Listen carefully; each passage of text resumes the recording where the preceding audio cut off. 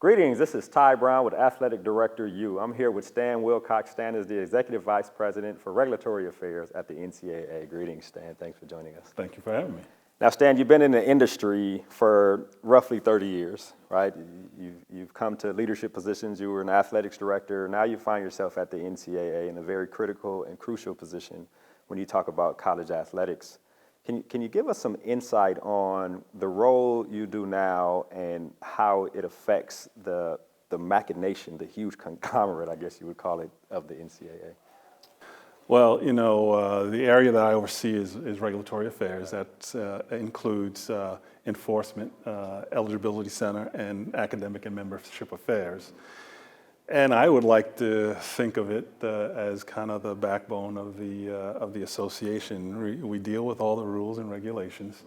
We enforce those rules and regulations. We deal with the academic eligibility and amateurism eligibility of all the student athletes that are coming in Division I and Division II, and at some point in time, maybe even Division III as far as eligibility. But as the regulatory side of things, and that's where I started my career at, and I've come full circle now, being back at the NCAA, and over the 30 years of my career, and really thinking about and looking at all the various issues that we've dealt with over the years. I think we're at a point in time where you have some major changes or some major issues that we're facing as an association.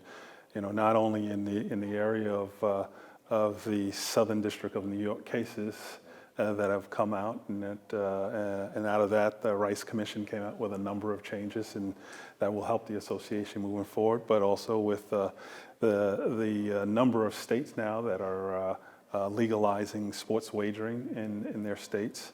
And then we're have a few states as well as the federal government basically looking at issues associated with the name, image, and likeness of student athletes. So we as an association are, I think, at a point in time, not that it's I think a total pivotal point in time, because we've had some major issues over the past years as well. But I think we continue to improve the collegiate model, meaning that we're one of the few organizations in the world. When you think about higher education in the United States, we include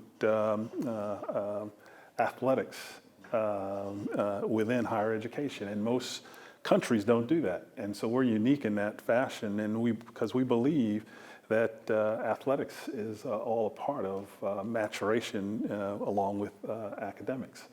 And it's worked very well for us. And so there's a lot of people out there, I think, that don't see all the greatness and all the good things that occur within the collegiate model, and they feel that it should be operated differently. They feel that we should be doing things particularly more at the highest level, the schools that probably generate the most income, the conferences that generate the most income. There are those out there that feel that they know better how we should be running our association than we do. And when that occurs, we'd like to show that no, we know how to run our association. We've been in it for many years, and we will continue to be in it and continue to move it forward. So I think those are some of the major areas right now that we're facing, and in my particular area of regulatory affairs, we're knee deep right into each of those issues, and we try to make sure that we prepare the issues for the membership to make the decisions, and help guide them as far as making sure that we're staying true to our mission as an organization, and that we're focusing on our student athletes and the well-being of our student athletes, and they're trying to provide the best experiences they possibly can, as well as making sure that we're graduating our student athletes. Right. It's interesting, Stan. a lot of the things you mentioned, cases and a lot of concerns, the outside critique of the NCAA are things you faced as you came up in the profession, as you were an athletics director.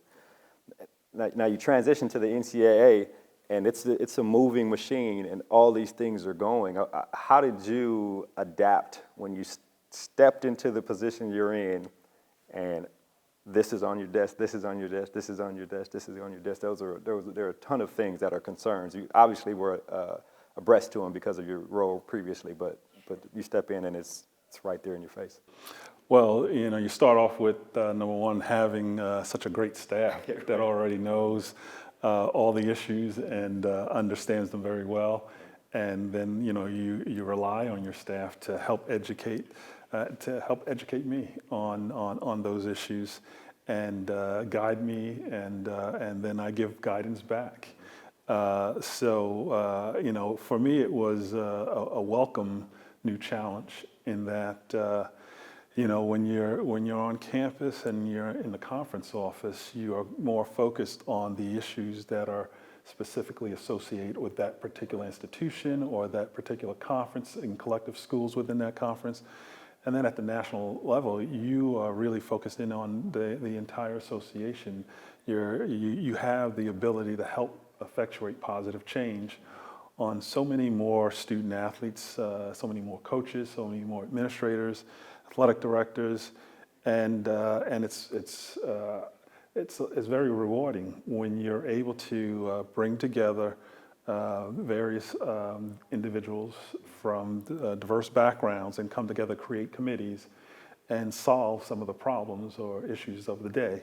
That's just very rewarding, knowing that you're solving a problem that's not just going to help one institution or just one conference, but it's going to help the entire association. So those things for me are very, very dear to my heart, particularly as I look at as my career winds down. As I think about how I want to go out and go home, like Def used to call it, how you want to go home. Yeah, right? I want to be able to say that, at the end of the day, I had some hand in helping the association make some real positive changes for all the student athletes and administrators and coaches within the association. Right, I would say that you have and you will while you're in this position.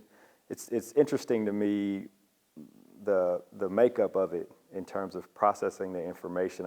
You mentioned committees. I guess with each of the areas that you mentioned, there's probably committees that advise and recommend to the NCAA or give information to the NCAA. You guys process information and give it back to the membership so then decisions can be made. Tell me about that process in your area. Well, that can take a couple of hours, but in general, you have the Board of Governors who are presidents that oversee the entire association. That Board of Governors makes up Division 1, 2, and 3 presidents, and the Board of Governors basically kind of have the final say on things. And underneath the Board of Governors, then you have the Board of Directors for each of the 3 divisions that are comprised of some presidents, athletic directors, senior administrators, faculty athletics reps, and other sport administrators.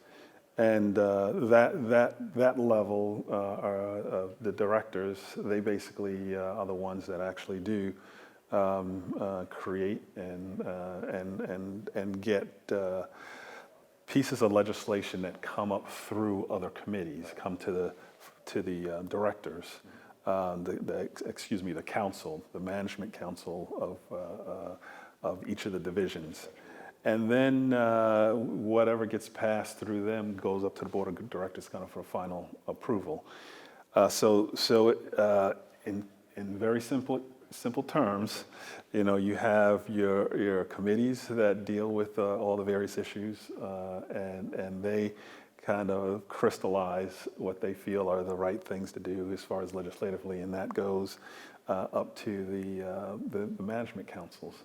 And those management councils will then filter out even more, and maybe send things out to the membership for feedback, and it comes back to the council, and they make final decisions on what to move up to the Board of Governors for final approval. All right, and your role is to make sure that process is My role and my staff, there's actually a separate department that's called, that basically is the governance department that deals with each of those levels, and our staff, whether it's academic and membership affairs, and some from eligibility center as well as enforcement, will participate on the various different committees to help inform them of how the rules currently work, or how certain waivers may need to be changed into legislation.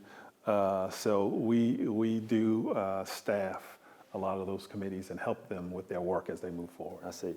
I'll ask one final question here. We're wrapping this more about you and your experience.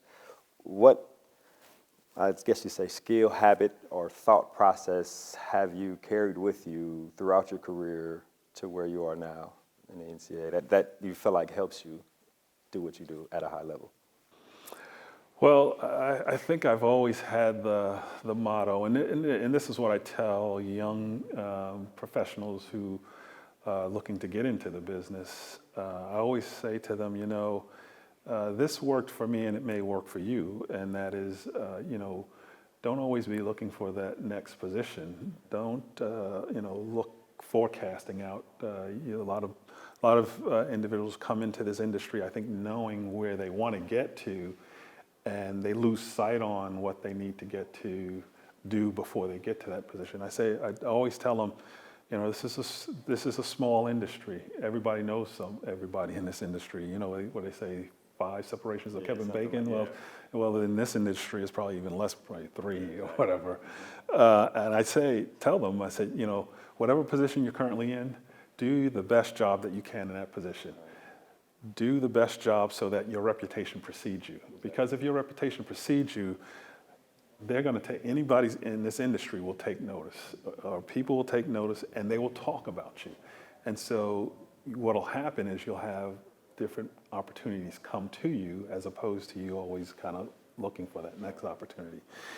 And I've always kind of take that kind of a philosophy in every level or every position that I've had, and it's kind of worked for me. And I always tell young people looking to get in this profession, or who are in this profession, that worked for me, maybe it'll work for you. Right, yeah, I'll probably work in a number of different professions too. Stan, this has been an excellent conversation. I appreciate you joining us here. Well, I appreciate you having me here. Yes, sir. Thank you. That was Stan Wilcox. He's the Executive Vice President for Regulatory Affairs at the NCAA. And of course, I'm Ty Brown with AthleticDirectorU. And keep in mind, the role of a leader is to create and maintain an environment that people want to be a part of. And as always, be better tomorrow than you are today.